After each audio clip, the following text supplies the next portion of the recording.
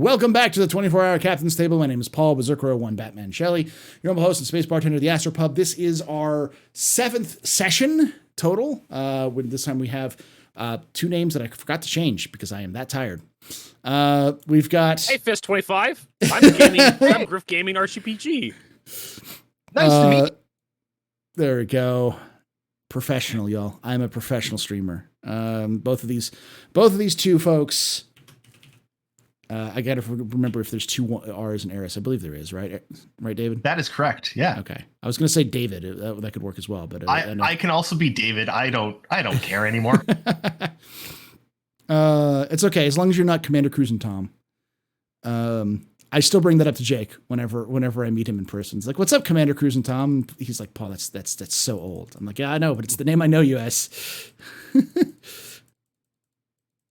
CCT. Good old CCT. It's weird to think that CCT, the guy who used to help collate all the information from the weekly shows, is now actually doing that for a living.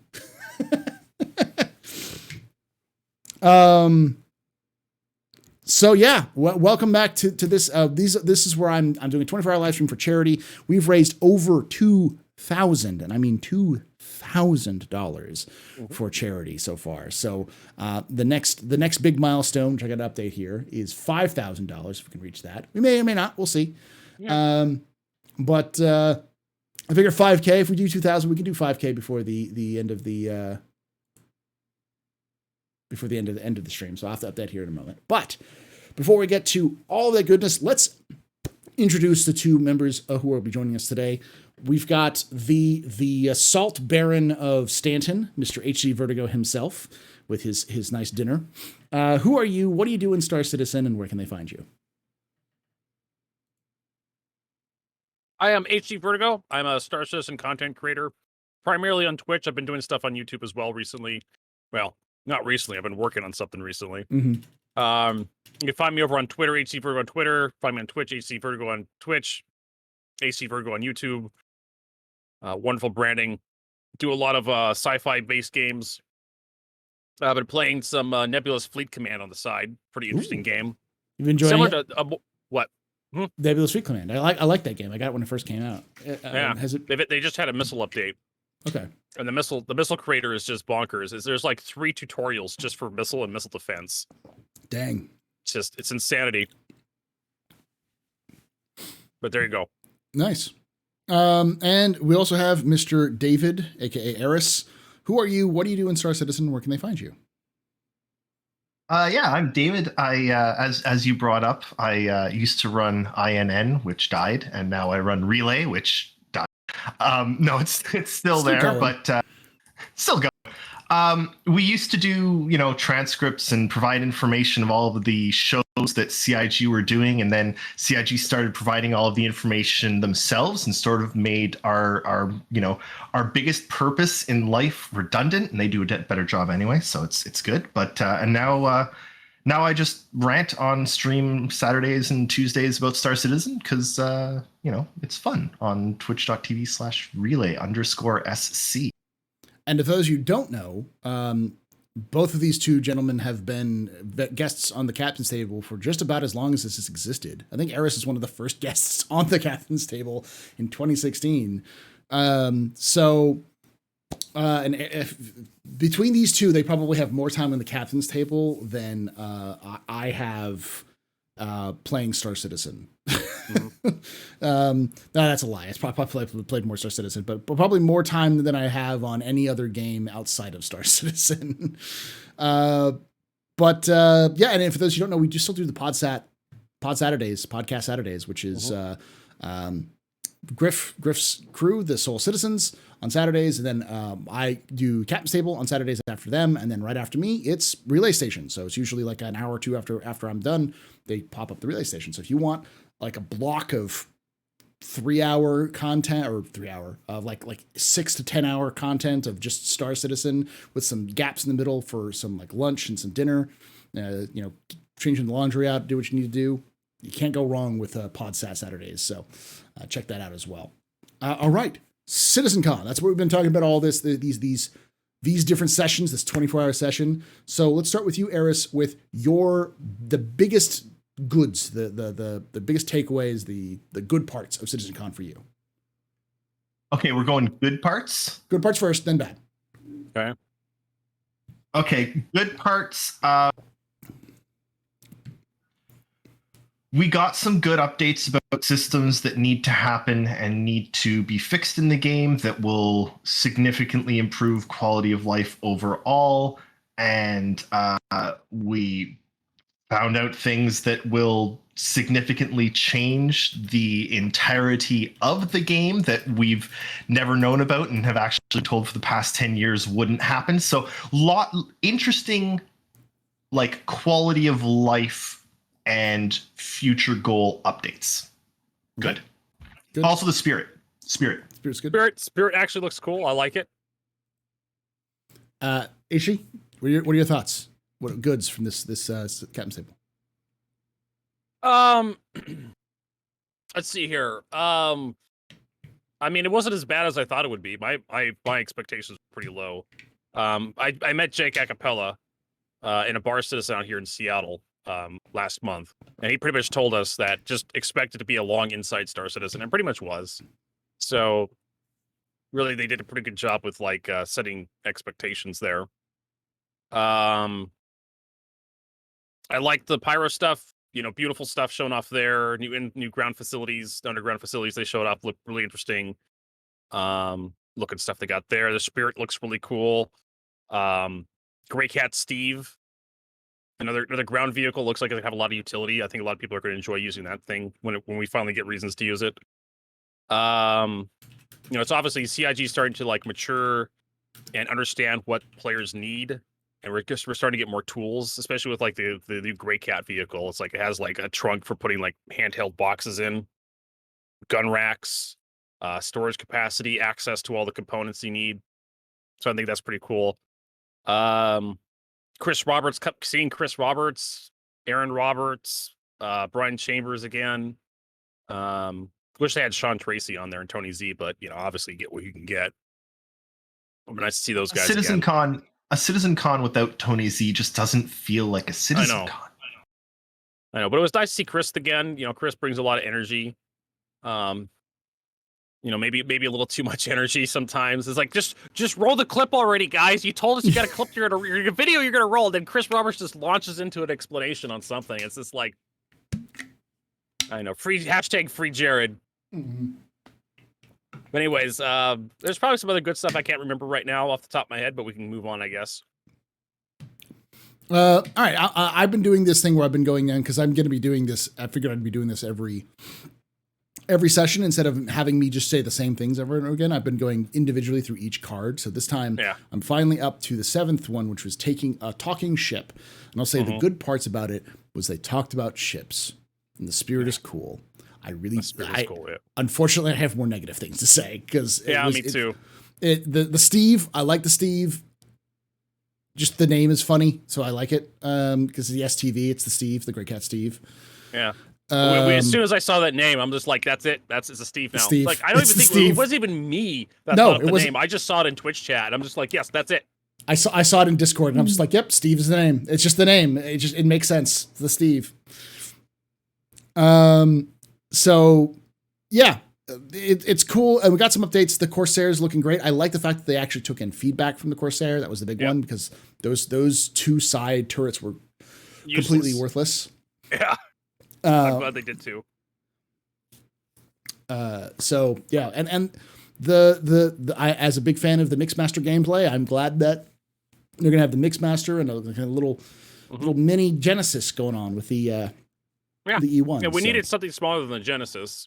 Yes. And the 600i and the 890 jump, a little entry level hauling passenger ship. And I've been saying that for forever that we needed some sort of like shuttle, something that's someone's not going to go on long journeys with it. You're just going to go. Well, this thing's more like a Learjet, like medium length. This thing will go across Stanton pretty easily. I think comfortably. Yeah, it's not designed.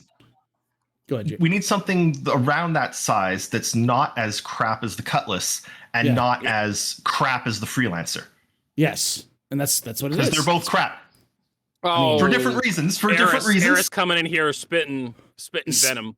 You haven't heard Eris's full takes on ships. His takes on ships are terrible and garbage. I honestly, I think the Spirit is fine. If we want to talk about the Spirit for a bit, I think if when you line it up next to the Cutlass, because the Spirit's a little bit bigger than the Cutlass and just a little tiny bit shorter than the Freelancer, so it's kind of the Cutlass Freelancer size in that weight class.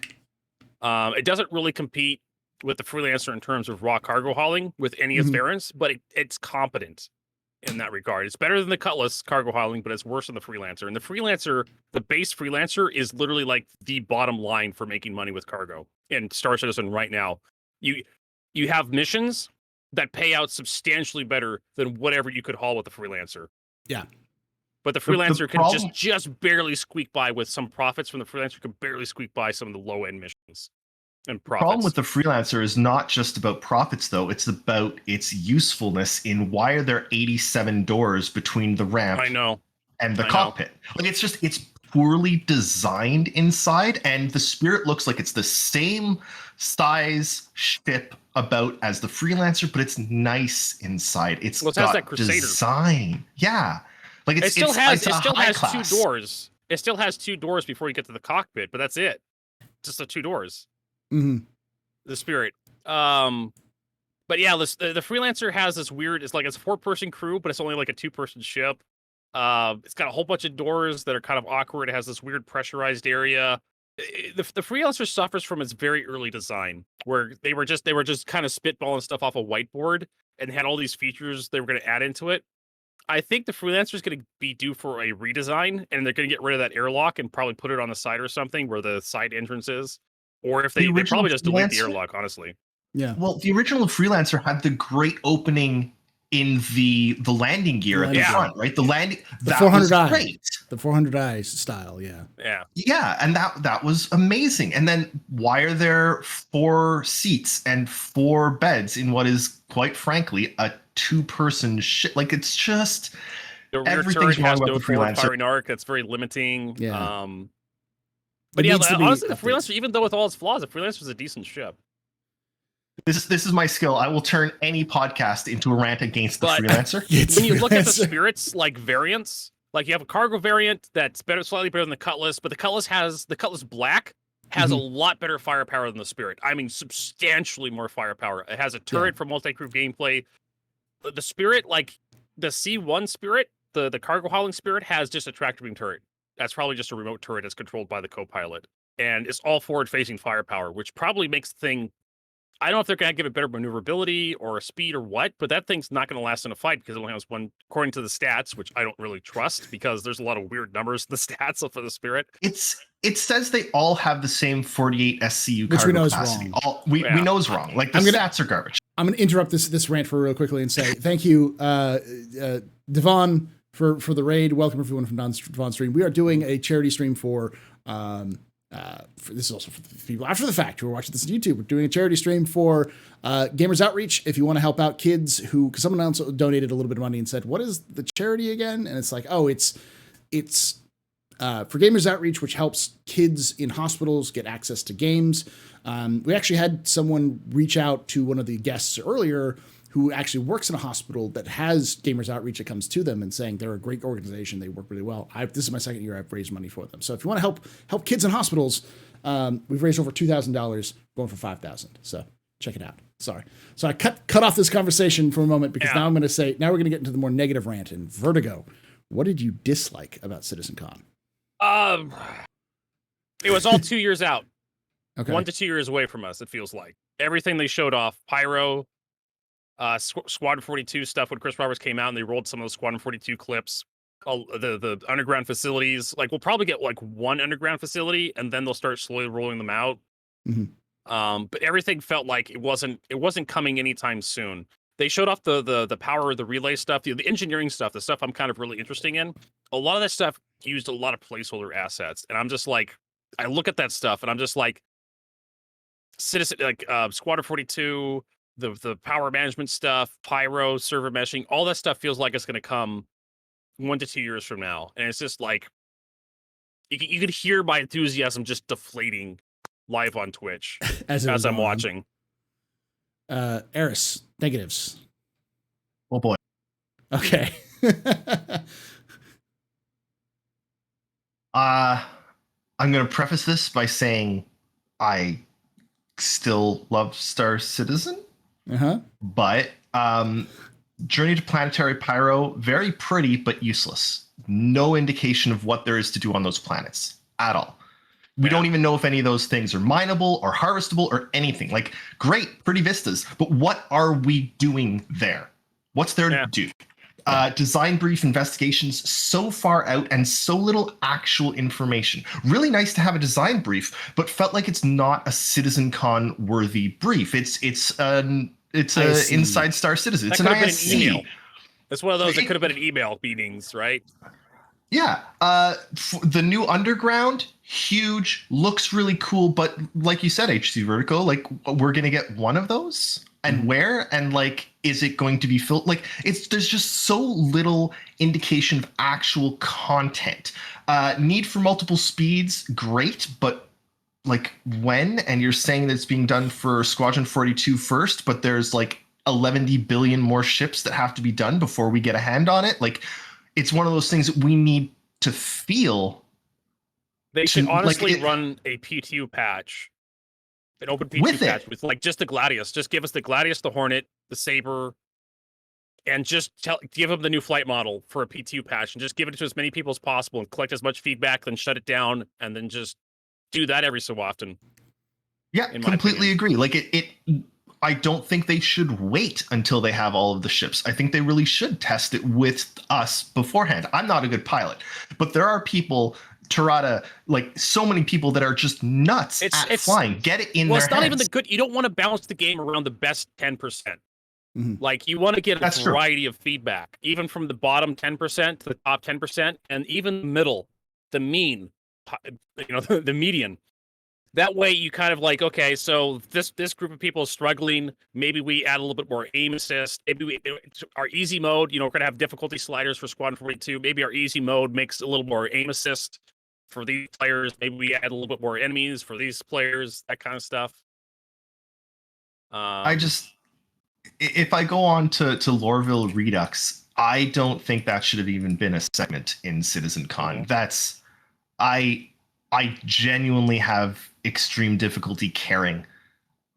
Great, they're getting rid of the no-fly zone. It looks prettier, but there's, again, no gameplay associated.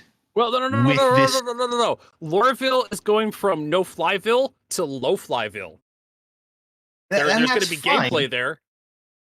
For a very specific set of people, which is racers, who are already getting a whole bunch of new cool places to race in Pyro with those like circular stones and stuff. But there was nothing like power play. Great. Really looking forward to resource management. It just felt like there was no indication from this about new gameplay that will actually get in 4.0. It felt very ephemeral, and then all the good stuff came in the last 2 hours, which they were talking about stuff that they couldn't really show us, but they were showing us clips from Squadron, but they didn't want to show us clips and it just felt like they should have showed us a bloody clip from Squadron.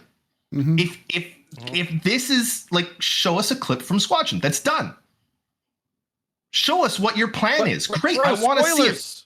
Spoilers, bro. Find a side mission that has like we have seen some segments of Squadron. Show one of those that we've already seen again. Show us something that is representative of the final game. The AI looked great, but we got to see it in such a small clip. We didn't see vaulting because they were like, oh, well, we were working on it for Squadron, but it's not ready. Like, there's so much they were just like, we're not going to show you. We could, but we can't because we won't show. It just felt very, just show us the bloody game. Sorry, I was very salty. It's been a really bad week. Yes. And I think my bad week melted into CitizenCon, but I was No. I feel that, like, especially when the Chris Roberts bit started, they really had a lot of talk, and we've seen a lot of talk on that's the big problem with Squadron 42 is we've had a lot of talk, we've had a lot of emails over the years, and we really haven't seen anything in concrete 20 minutes. Morrowind Tour, the Vertical Slice. Vertical Slice was, I think, almost 4 There's years been ago. There's been a rumor of the Morrow Tour being redone and resent out every year for years. It's been that the idea that they're going to reshow the Morrow Tour, which would be a good idea. Just like, and I think that's the other thing. It's like if you showed people progress, people would shut up. Yeah, also, we didn't see any aliens, no Van Duel stuff during the presentation for CitizenCon. I would love to see more alien stuff. We haven't seen hide nor hair of Van Duels. Yeah, my entire summary of CitizenCon is 20 minutes talking about how amazing it is that we're going to get hover push carts. That was this. Like, if that is your like spectacular CitizenCon like show stealing, we've got hover trolleys. Come on. I mean, it's neat. They're fun, but they're not. Where's our sandworm from 5 years ago, 7 years ago? I don't know. Sorry. That's never going to happen. Yeah, it's fine to be grumpy. I know. I'm moving on to talking about the next part, which is talking ship, because that was my thing again. I'm gonna continue the assault because talking ship was bad. It was probably the most boring of all of the panels, and that's even with the 2 hours of Chris Roberts, because at least then we were seeing something new. Because like half of talking ship was, here's these concept images. Let's talk a little bit about the Spirit, and then it was talking about the STV, and then the rest of it was just the Corsair. It's like, I've seen the Corsair. I've seen the Corsair a lot. We're going to see it at IAE. Recently. Yeah. Like we haven't heard anything about the 600i updates. We haven't heard anything about the Banu Merchantman. It's been a while since we've heard about it. There's like a bunch of other things they could have talked about, which would have been more interesting and engaging. The SRV. The SRV has been going through a bunch of white box phases. I would have loved to hear more about the SRV, and the Crucible has been going through a bunch of stuff that'd been cool to show off. We know that they started on some of that stuff as well. Maybe some discussions about, like, there's a bunch of ships that they could have gone through, and they decided to pick the ships that were, again, like an ISC. It felt like they just took an ISC episode on ships and kind of did that over there. So it's like, Now the whole sea, another example, the whole sea was completely finished. This last month in September, they completely finished their polish patch for it. They could have showed it off. There's a bunch of ships they could have just showed off like little bits, and it would have been a lot more hype. But it felt like it should have been one of, I don't even remember what the segment's name is because it's changed so many bloody times. But one of those ones where they go through an update on the status of all like 20 different ships. Ship shape. Yeah. Like it should have, I feel like it should have been a ship shape. Talk to John Crew about the status of each of these ships and go through like a bunch of ships and talk about them. Why are we just showing 3 ships? 1 that we want you to buy, 2 that we've already seen recently, and 3 that's not a ship. It's a little tiny buggy, which is cool, but come on. Yeah. That was again. That's my. So this has been the salt portion of the show. I think overall, and we'll get to this point here in the near future, though. I don't think necessarily like I get all of the things, and I'd like to anybody who thinks this is just pure salt. It's more like this is constructive feedback for the future, because I don't think anything we're saying is something that other people don't think about. It's just a matter of what's important to you. Like, for instance, for me, seeing Squadron 42 isn't that important. But then again, I'm also a dumbass and spoiled all of Squadron 42 myself multiple times. So I know the whole story of Squadron 42. So I don't really care about spoilers. But I know other people who are in the chat were like, I don't want any spoilers. I don't want to watch it. Yeah. But I also think that you leave it up to the people who are following the game, because there's some people who just want to follow the game. So do what you can to limit spoilers, but people don't read monthly reports. People don't read any of that. They want to see it. They want to play it. And if you can't let them play it, then seeing it is the next best thing. So, and you can show off some single player gameplay without any spoilers. Take disparate sections from different parts of the game that are finished and show a couple, like a small combat section. If a small combat section is removed from the context, it's a bunch of corridors. You don't like it. It's not going to spoil the game to know that there's some FPS combat in ship corridors. Guess what? We figured that one out. I'd argue that they did some of that already with the 2-hour Chris Roberts talking about, which was nice. It was nice, but it wasn't like it was punctuated by 40 minutes of talking. Yeah. And 2, it just wasn't very much. Like, just show us. Like, they had that really cool clip of the AI walking through that corridor and searching for the player. Show us a bit more around that. Yeah. Show us how the player gets out of it. Show us multiple ways. Show us the player doing it stealthily. Show us him shooting them and seeing, like, show us a couple different reactions. But they went back to the AI test bed, which was still really cool. I love seeing the AI. It really matters. But, like, there's Paul, you've been doing this a long time. I've been doing this a long time. Here's a long time. Oh yeah, but like, historically, the times when CIG slips up have always been when they just don't tell us what's going on.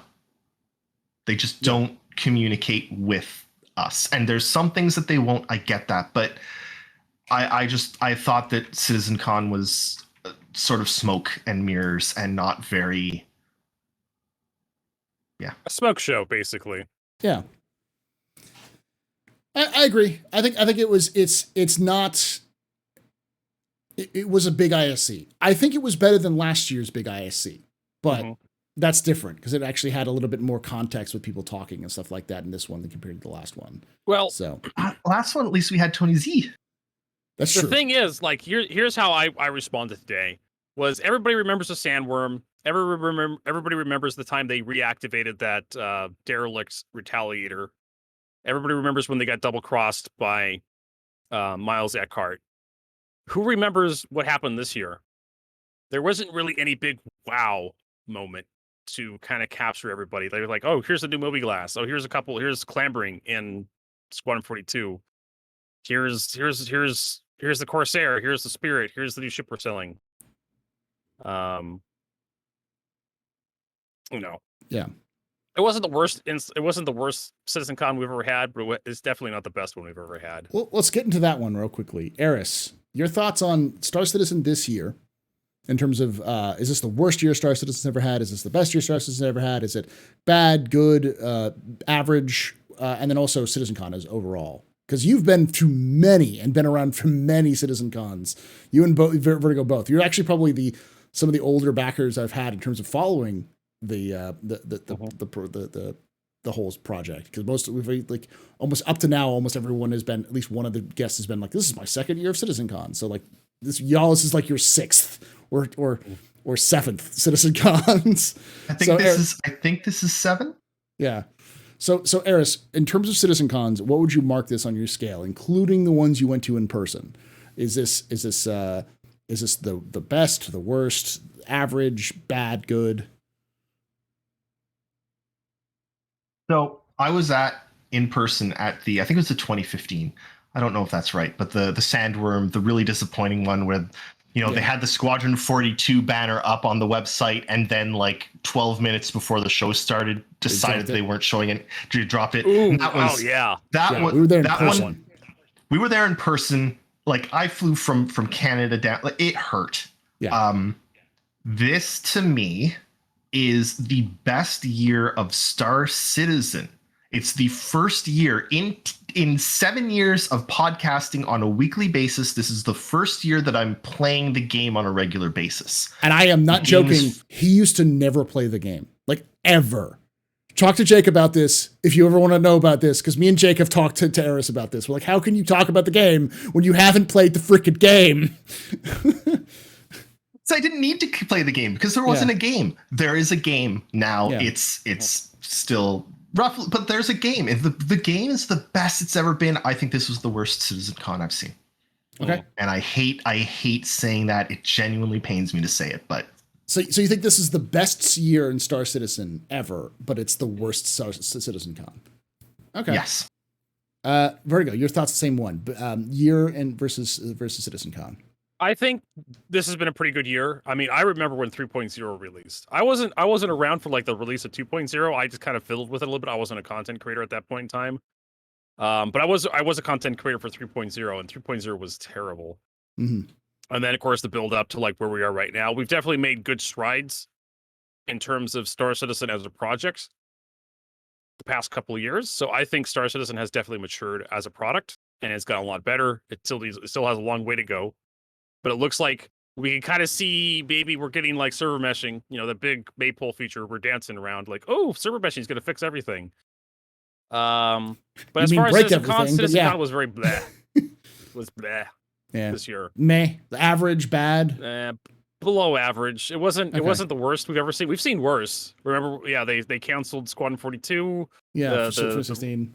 Yeah, and then the 2016 holiday live stream. We've seen a lot worse from CIG. Also, there's that I remember this today when I was streaming. There was that time where they got a blow-up doll mailed to the this was back when there was it wasn't around the verse.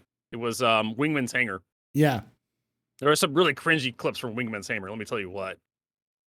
For those who are wondering, Eris is from relay_SC. So if you want to check, that's relay_SC on YouTube and on Twitch. So check him out. So people are asking, it's like, wait, who's this Eris guy? It's like, you should know Relay. Relay's been around forever. Go check him out. I've been kind of going off and on about this. I think it's average. I think this year's just been average. Like this year's been average. CitizenCon's been average. I think probably this year's probably a little below average, depending on how we see with and maybe CitizenCon's a little below average as well. I wouldn't say it's bad. I liked it better. I liked this CitizenCon better than last year's CitizenCon because it felt more natural, the interstitial breaks. If it wasn't for the 2 hours of Chris Roberts and Richard Tyre talking, it would have probably ended up being an average to above average. If they had cut that down to like 40 minutes, like about an hour, so it'd be like a big long ISC with an SC live at the end of it. I would have been boom, bingo. But it's hard to tell your boss, the guy who signs your paycheck, hey man, we need to wrap this up. This is why you need like stage managers and directors who can actually tell the boss, like executive producers. That's what George Lucas needed for like the first the original episode 1, 2, and 3. Someone to tell him, no, George, you can't do that. That doesn't make any goddamn sense. Red Zero. Yeah, exactly. Because he had those in 4, 5, and 6, and those did well, and those were the same people were like, no, this is a bad idea. And I do like the fact that Mike was laughing when people were like, this is so long. And Salty Mike was apparently laughing. Like, this is what you wanted. This is what you've been complaining about. Now you can't handle it. You wanted a really long Inside Star. You want those hour-long 2017 Inside Star Citizens back? This is what it was. This is literally what it was. It was literally just talking for 2 hours. And that's what those were. For the record, back in those days, we used to transcribe it word for word. Yeah. And it was just talking. And again, no hate on Chris. I think seeing more Chris is good, but it's in context. It's seeing Chris and hearing Chris talks, because I think one thing I will say is that Richard and Chris care. You could tell from their discussions, they care about this game. They're really excited about this game. They want to show off more of this game, but they don't want to go too soon. And it's like you could tell that there's definitely some passion there. It wasn't just two people up there going like acting for the sake of the camera, I think Chris Roberts definitely feels genuine when he talks. Yes, you definitely feel like he's not trying to bullshit you, not trying to play. He definitely has an idea. He's trying to articulate those ideas. It's coming from somewhere in here. I think the biggest problem I had with that talk was not that it was Chris talking. I love to let Chris talk. It's that so much of that talk was like, oh, well, we're doing this and we're doing this and we wish we could show you, but we can't. So here's a little edited clip that kind of makes the point, but doesn't. Like it's so much of it was like, oh, we've got it. And it's like, it's there and it's working in Squadron, but we're not going to show you. Right. Like it's not bait and switch, but it was like, oh yeah, we've got this amazing artwork. Trust me, bro. Trust me, bro. Yeah, trust me, bro. Yeah. And that was the problem. It was just, I want you to talk about it. I want you to then show what you're talking about. Exactly. Yeah. I think that was probably like if we had seen a Squadron 42 vertical slice, a slight gameplay demo, something like that, where we actually saw a little bit of action going on and being like, hey, this is your objective. You're going to go here and do this thing. You know, even if it was a mocked up fake objective for you know, a mission, just be like, hey, we put this together as a kind of a quick thing so you can see the plans of how we're going to do a squadron and what it looks like.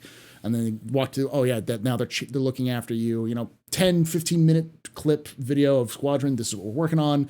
These are some of the new effects which will coming into Star Citizen, but we also wanted to show you, hey, this is what it looks like and feels like.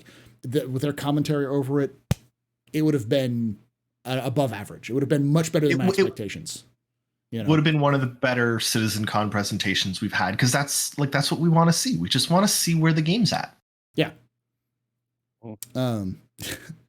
Yeah, and I also am getting tired of Chris Roberts looting. There better be a pile of cups in some forest somewhere as an Easter egg for how many times Chris Roberts has said, when you leave I leave a coffee cup in the woods. Yeah. Chris, stop it. Smokey the Bear's going to put out a contract on you for how much you've littered in the freaking forest, you know. I just got one question, because I don't know about you, but I love my coffee cups. Like, these mean something to me. All the coffee cups that I have matter to me. Who the hell is just leaving coffee cups everywhere? Just jumping them.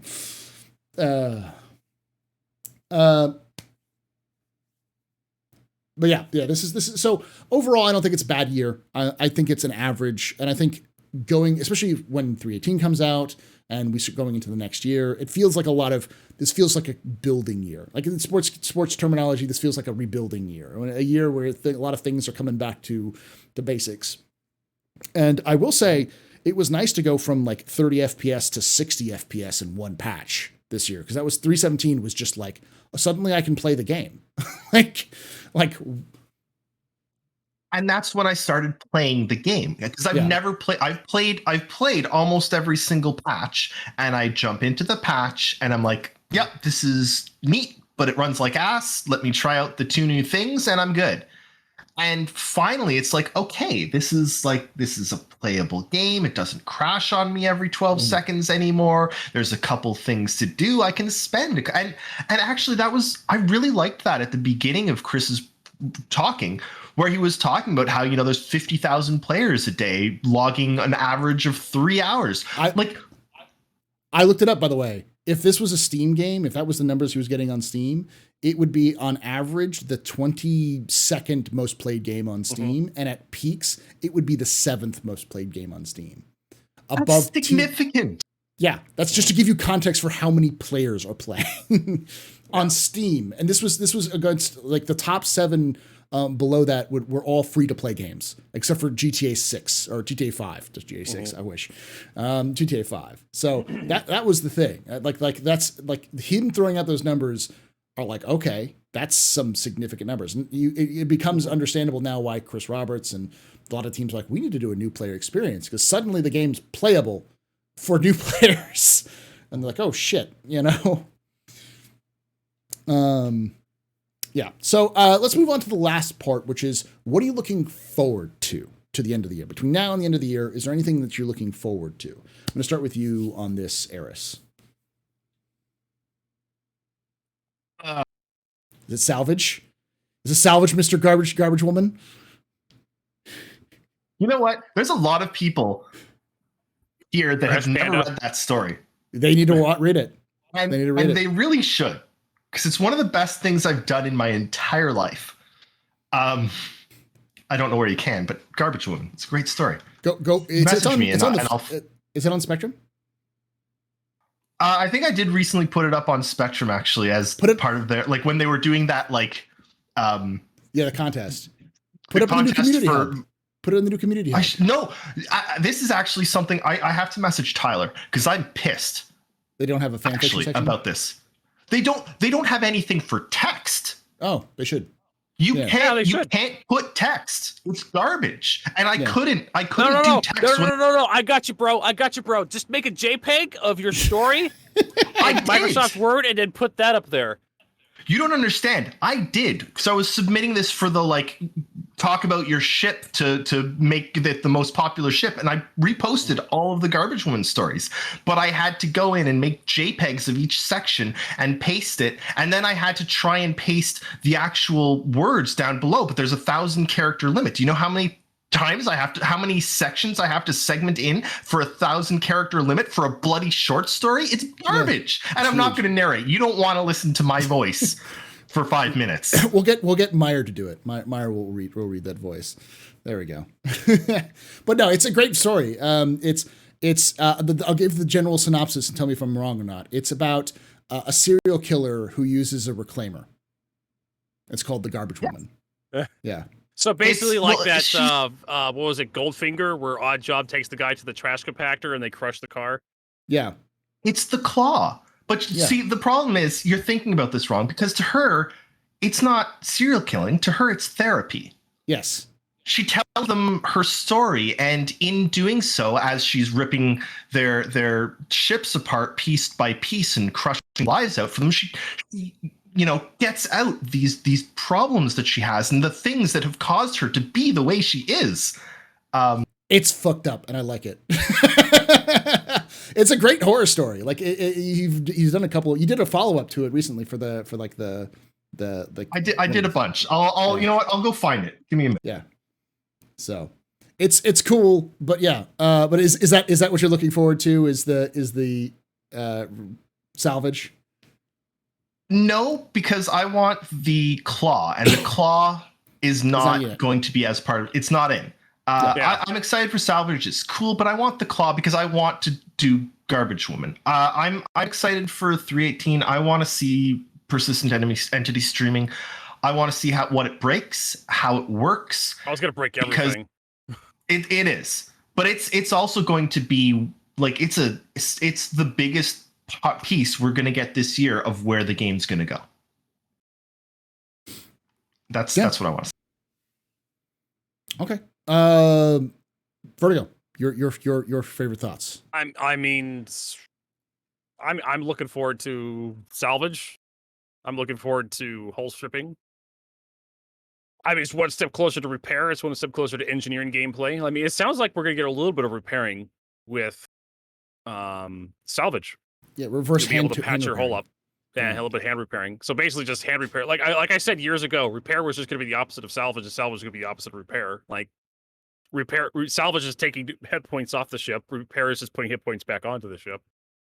So I'm looking forward to that. Persistent entity streaming will also the one system in Star Citizen that doesn't work very well that I would like to see work more is like the damage system. When your hull starts taking damage, I mean, usually when someone takes it's very much client driven. Like the damage system right now in Star Citizen, what damage you see on your ship is not what everyone else sees, unless you're missing a chunk of the ship, like an engine gets blown off on a cutlass or something. But when your hull takes damage, you get some burn marks, laser burn marks in your hull. Nobody sees that except for you. And I kind of find that unfortunate because I would love to come back for a landing at like Port Olisar or something. Everybody's like, "What the hell happened to your ship?" You should see the other guy. He looks a lot worse. or even better. Or even better, what'd you do? I fell down some stairs. Yeah. What does your ship look like? Don't ask questions. Don't ask questions. I ran into a door. I ran into a doorknob. Fell down some stairs. Yeah. I tripped and fell. That's what happened. Your ship's half fallen apart. Yeah, it was a big fall. But yeah, there's not really much else like other than persistent entity streaming. I'm like, we're not going to see much this year. I'm assuming like 318 is going to be late, and then the end of the year patches is just delay the end of the year patch. Just skip this. Just skip the last patch for the year. Don't give us anything for December, January. Just call it a wash. Just give us 318 for the end of the year and just call it good. Everybody goes on vacation for December. Yeah, and you don't have to worry about another patch. Maybe get a 318.1 or something like that. Something 318.1 or something. Just patch 318 and just go on vacation. Fix a few bugs, get a hot fix out, just go on vacation. We'll see you guys next year. That's all I care about. Like, honestly, what it was like, I remember the content drought for 2017. That was brutal. That was like one patch, one major patch. We went from 2.6 to 3.0. And of course, we had like a couple minor patches for 2.6, but that just kind of fixed up 2.6. Yeah. So honestly, like 318 sounds like it's going to be a huge mess. At least that's what CIG is bracing us for. Yeah. And I am looking forward to the PES system coming in. I was looking for the event. There's an event that's coming out that they've hinted at in the past. And PES just because it'll be in. It'll be in. Well, we'll start to see, like, honestly, the first thing we're going to, I think the only thing we're going to notice with PES is the universe is going to become messier. Yeah. You're going to see a lot more trash just all over the place, like wreck sites, chip chunks, pieces of chips lying on outposts from getting shot off, wreck sites for bounty hunting around Yella, people's like underwear strewn, like the undergarments from like hospital stays just strewn everywhere. Coffee cups in forests, mountains of coffee cups in forests. Yeah. All right. Well, I think that's it for our little discussion section. We're going to move on to the question and answer session. So if you have any questions or answers, if you have answers, please tell me. I don't know anything. If you have any questions, please let them use a little coin icon on Twitch. You can try to ask in YouTube as well. I'll do my best to try to follow that as much as I can, but I'm not really set up for YouTube and Twitch at the same time. So this is just more of we're doing Dig 24 hours. So I wanted to make sure everyone could have a chance to see it and that sort of thing. So, but if you're watching this after the fact on YouTube, the entire 24-hour live stream should be in a little round up VOD, which will be unlisted, but it'll be on the same playlist that this is on. And so you can watch the whole thing if you like to. Make sure you check that out if you are looking just to see this raw, unfiltered from beginning to end, the number of screw-ups that I make and all that kind of stuff. And if you make sure you comment down below, subscribe if you enjoy this. Go check out Relay_SC on Twitch and YouTube. Make sure you check out HC Vertigo on Twitch and YouTube as well. And yeah, like I say every time, hope to see you someday in the black. But yeah.